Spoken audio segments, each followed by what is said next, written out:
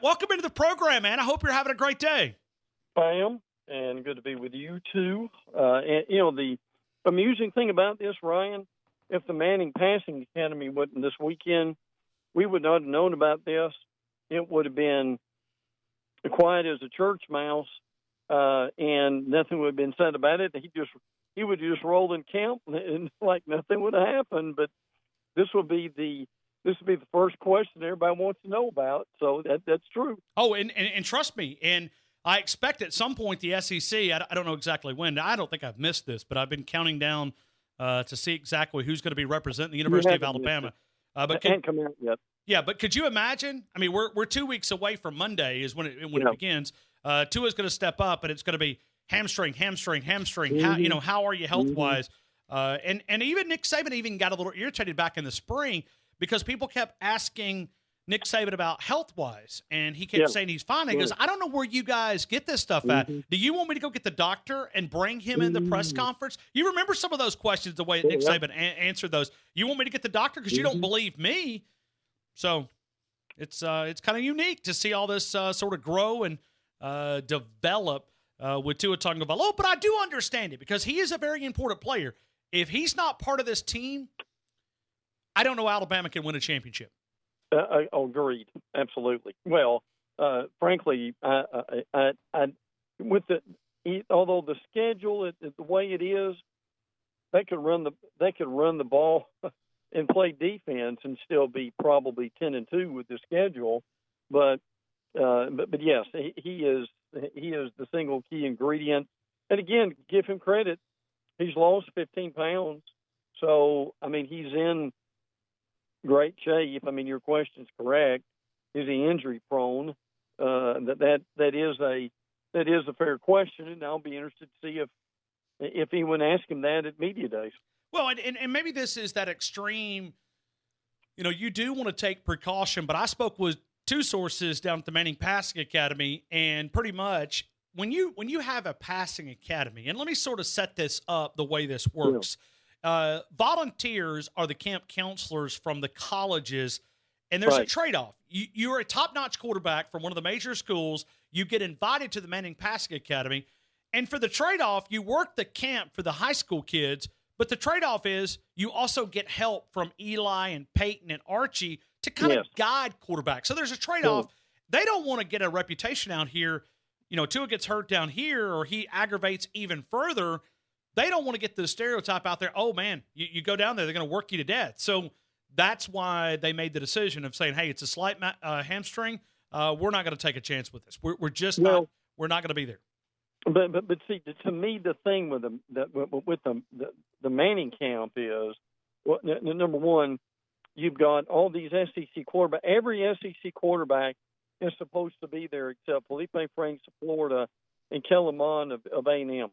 And they'll have some others, but to me the importance of the passing academy for him is just what he can learn there from these other quarterbacks, and as you mentioned from the Mannings. I mean, look, Steve Sarkisian will do a fine job with him, and he'll be okay. But to me, it would be just being able to be there and hear the stories and be mentored somewhat from those guys. That particularly from the mental aspect of the game, Ryan, I think that's as important at the Manning Passing Academy as it is anything else. Well, and there's something that Tua needs to work on. And I asked Peter Burns about this. I've asked a lot of different people, where do you want to see Tua take that next step? And it's not about what he does. It's about what he doesn't need to do. Right. You cannot – listen, everybody wants a shot at you. Every linebacker in this league would love to have Tua Tagovailoa and a shot at him because that's what – I mean, that's what they live for. I mean, I know it sounds gross in the current society, but Mike Singletary, Dick Butkus, all these great linebackers, man, I mean, they want to take the quarterback's head off. But it's one of those that you got to understand that everybody sort of has a bounty out on you a little bit. Not that it's a real bounty, but it's one of those you got to learn to not sacrifice your body for 2.5 yards.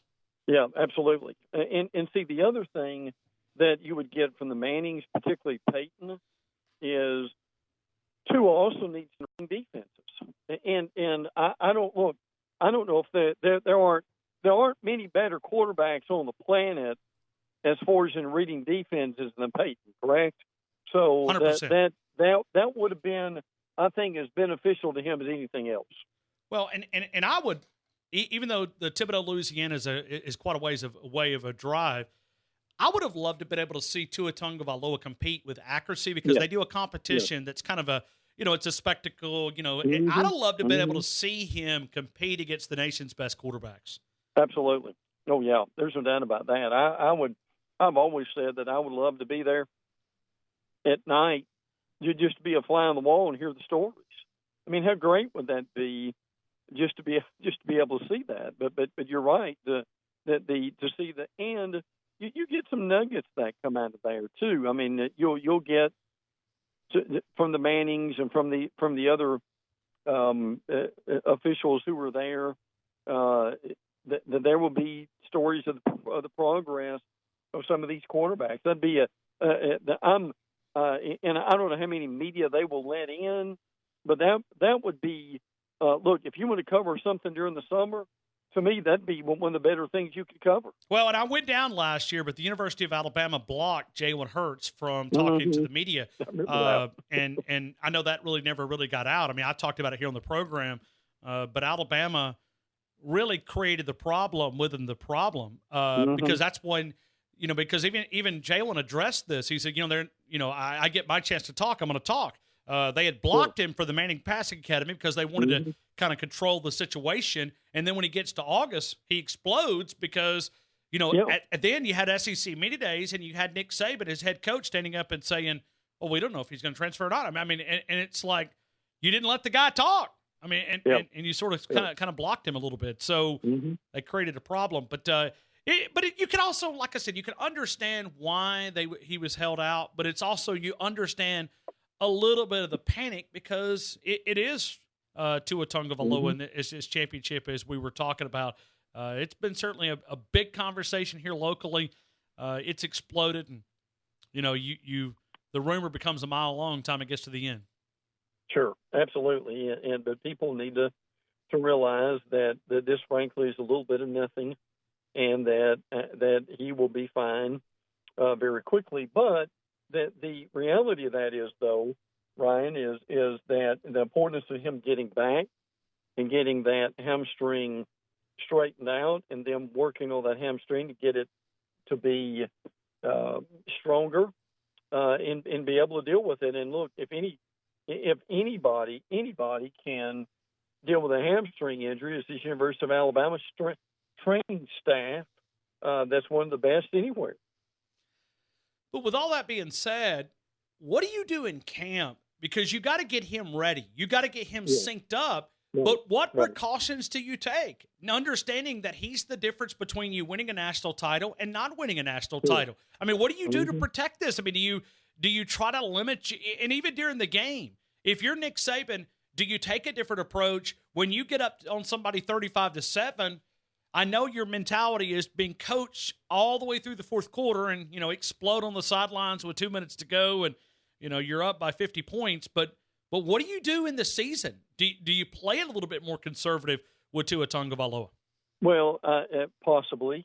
But the other thing is you I think you go to your bench quicker. And look, one of the things for next year, and we talked about this now for the second time, is they're going to lose a lot of people next year, and Tua's probably going to be one of them.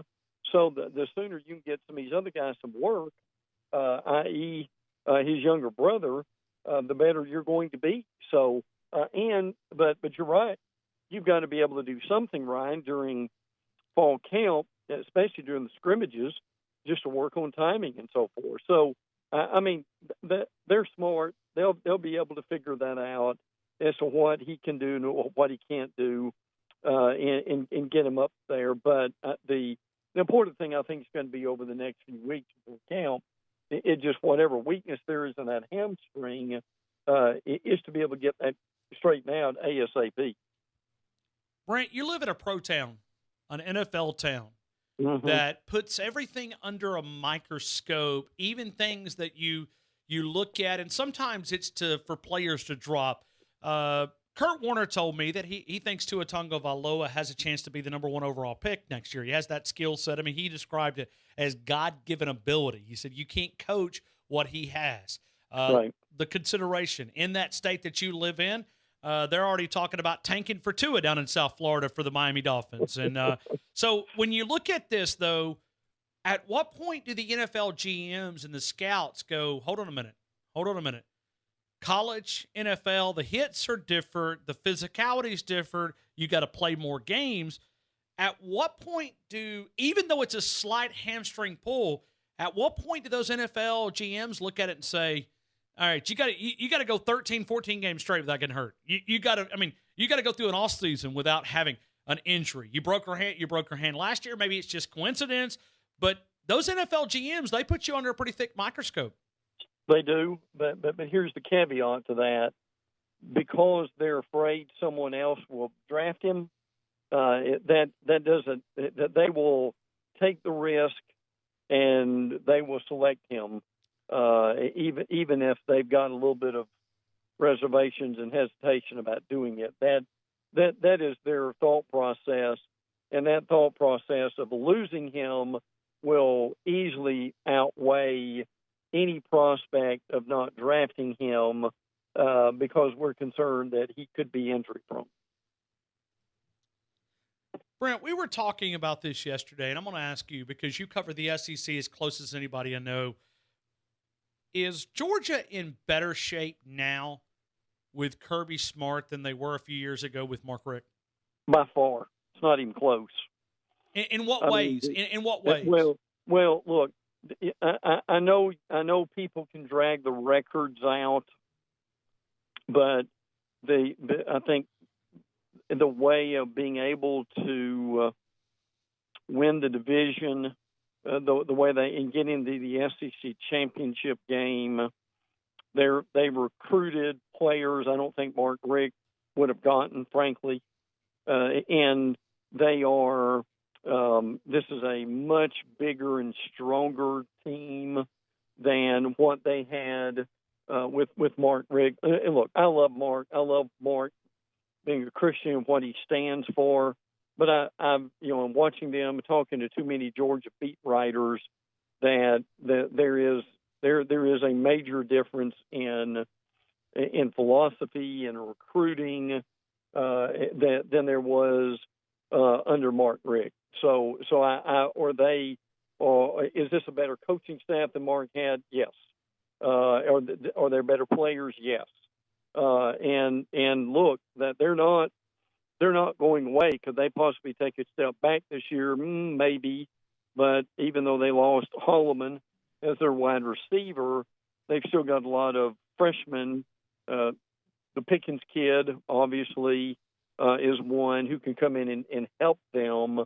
But yes, I think it's a better program. Okay, but we were talking yesterday, and this is where we sort of got the conversation, is when you look at Kirby Smart, I think the jury's still out. We know that he's a better recruiter. We know that. I mean, he finished 2 behind Alabama this year. He's at number 4 behind Alabama this year. 2019, he was second. This year, he's 4 behind Alabama and Clemson and LSU. But do we know that he's a better coach on the field? Because he's made some pretty good blunders here. And Peter Burns brought this up to our attention yesterday. He said, I'm just not automatically given a stamp of approval. He's got to show me. He said, when you go back to that punt, it wasn't just that one play. It exposed a weakness that in-game coaching is a question for Kirby Smart. Well, and I think it's something that he's progressing on, and I think it's something that he will improve from that. I mean, I remember in his first year on 4th and dumb against Vanderbilt on 4th down. Now, they give the ball to their a player who's 160 pounds instead of giving it to Nick Chubb straight up the middle, and that's stuff that you learn from that. I just think there's a different mentality. I mean, to me, with Mark, especially during the last few years, they struggle to win big games. For instance, all the hype last year going to South Carolina, and they just go in there and don't skip a beat and just maul South Carolina. There were some Mark Richt teams who had gone in there and gotten flustered, and that game would have come down to the fourth quarter. Still think they would have won because they would have had a better roster, but that's the difference to me. Point well taken about does Kirby still need to grow and mature as an in-game coach? Yes, I have no doubt about that. But you have issues. I saw the best coach in college football history out in Santa Clara, California, take his place kicker and have a lead blocker. Right. So you do have those issues where you have brain lapses. I mean, you do. Yes, no doubt. Yeah, there's no question about that, and that's a part of just learning and growing. But again, Georgia's beginning to be structured to the point to where they've got their talent's going to win out on a good bit. Could they step back? And the other point is, if the East would have been stronger, i.e. Florida or Tennessee, would things be different right now? Yes, but I'm still a roster guy, and I still say that Alabama and Clemson have the two best rosters in the nation, and Georgia and Ohio State are not that far away from both of them. It is Brent Beaird. You can find him there, ABC, NBC, there in Jacksonville, Florida. First Coast News is the conversation. It always continues at Brent Beaird on the Twitter account. Did I see something about college sports today a couple of days ago? Hold on, I got to go back to my Facebook account because I saw something that you guys shared on college sports today. What's the latest, Brent? Well, we started a few years ago, Terry Norvell and I, who I do the Facebook Live show with, on radio on 9:30 a.m. down here, and also 97.3 with FM now.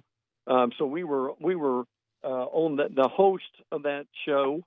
Seth Hart was out this week and asked us to sit in, so we were able to do that and enjoy that immensely. So it was a lot of fun, but it reminds me, and look, you do this flawlessly, and because you do it flawlessly, people think this is easy, but the truth of the matter is it's really not.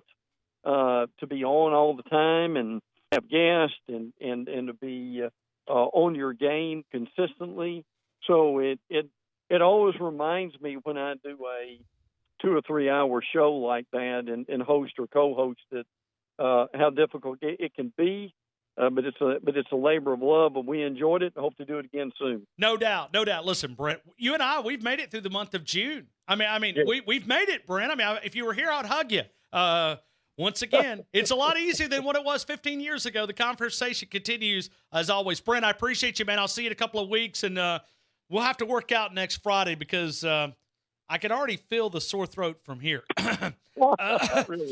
Really? Yeah. I don't know, something about July the 5th on a Friday. Just, I'm trying to get through that. Brent, I appreciate you, man. Thank you. Always, brother. Take care.